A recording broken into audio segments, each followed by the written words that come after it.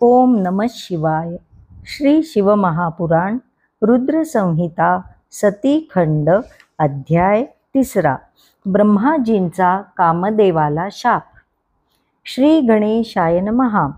ब्रह्मदेव नारदांना म्हणाले, हे मुने, माझा अभिप्राय लक्षात घेऊन मरीची आदी ऋषींनी परस्परांशी विचार विमर्श केला. ते माझ्या मनापासून उत्पन्न झालेल्या पुरुषास म्हणाले, तू सुरुवातीसच आमचे व ब्रह्मदेवांचे चित्त मथलेस, अर्थात चलित केलेस, म्हणून तुला मनमथ म्हणतील.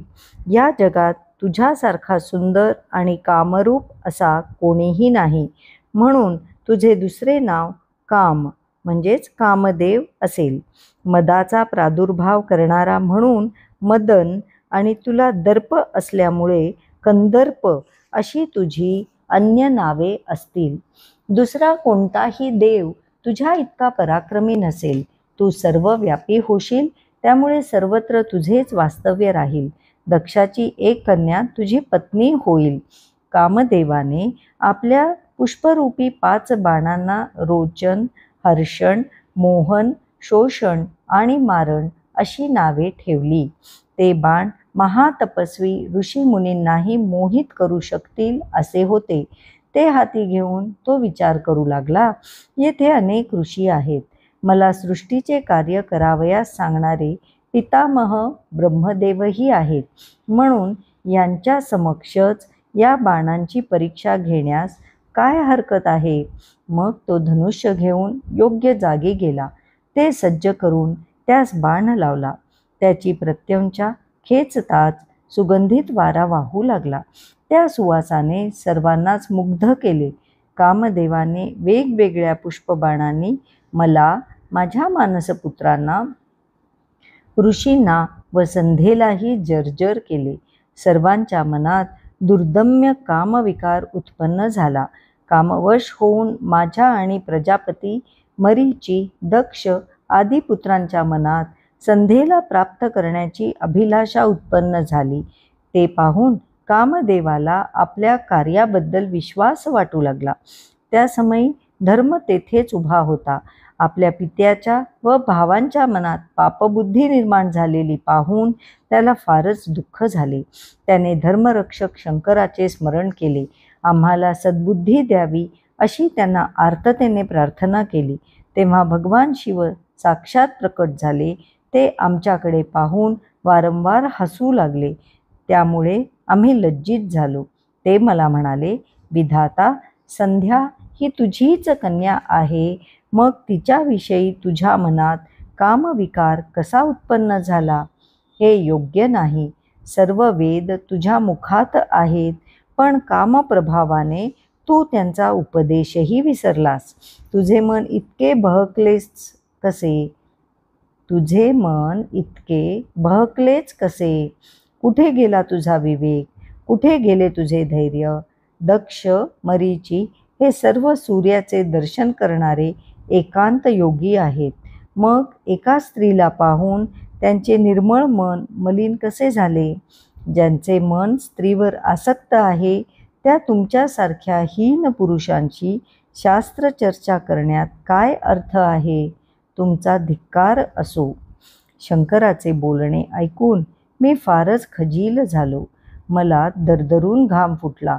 मनात संध्येबद्दल अभिलाषा असूनही शिवजींच्या भयाने मी कामविकार टाकून दिला. परंतु त्या समयी माझ्या शरीरातून जे घर्मबिंदू खाली पडले, त्यापासून 64,000 अग्निश्वात आणि 86,000 बर्हिष पितर उत्पन्न झाले. त्या समयी दक्षाच्या घामापासून एक कन्या उत्पन्न झाली. ती सर्व गुणसंपन्न व अतिशय सुंदर होती. तिचे सर्व अवयव कोमल आणि मनोहर होते. तिचे नाव रती.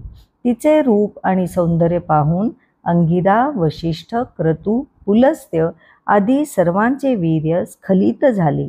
त्यापासून सोमपा, आज्यपा, सुकाली, हविष्मान आणि कव्यवाह संज्ञक पितृगणांची उत्पत्ती झाली.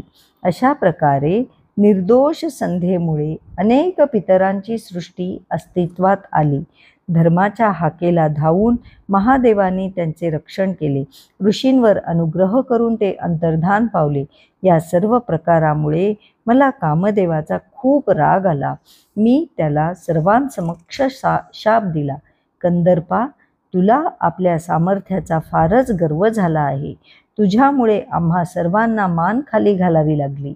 या प्रमादाबद्दल तू शिवनेत्रातील अग्नीने भस्मसात होशील. ती शापवाणी ऐकून कामदेव भयभीत झाला. तो माझ्या चरणांवर पडून क्षमायाचना करू लागला. म्हणाला, देवा, तुम्ही माझ्यासाठी जे कार्य नियोजित केले होते तेच मी केले. तुम्ही मला त्रैलोक्यातील सर्व जीव तुला वश होतील असे सांगितले होते. त्या वचनांची प्रचिती घेण्यासाठीच मी हे परीक्षण केले होते. यात माझा काय दोष? मी खरोखरच निरपराधी आहे. हे प्रभो, माझ्यावर दया करा. मला शापमुक्त होण्याचा उपाय सांगा. कामदेवाचे बोलणे ऐकून मी शांत झालो. त्याला म्हणालो, कंदर्पा, तू संध्येबद्दल माझ्या मनात कामविकार उत्पन्न केलास म्हणून मी तुला शाप दिला आहे. तो कधीही खोटा ठरणार नाही. तू महादेवांच्या तिसऱ्या नेत्रातील अग्नीने भस्मसात होशील. त्यानंतर काही काळाने ते विवाह करतील. पार्वतीने त्यांच्या जीवनात प्रवेश केल्यानंतर तुला पुन्हा दुसरे शरीर मिळेल. हे ऐकून कामदेवाचे व उपस्थित सर्वांचे समाधान झाले. मी अंतर्धान पावल्यावर तेही आपापल्या स्थानी गेले. अध्याय 3 समाप्त. ओम नमः शिवाय.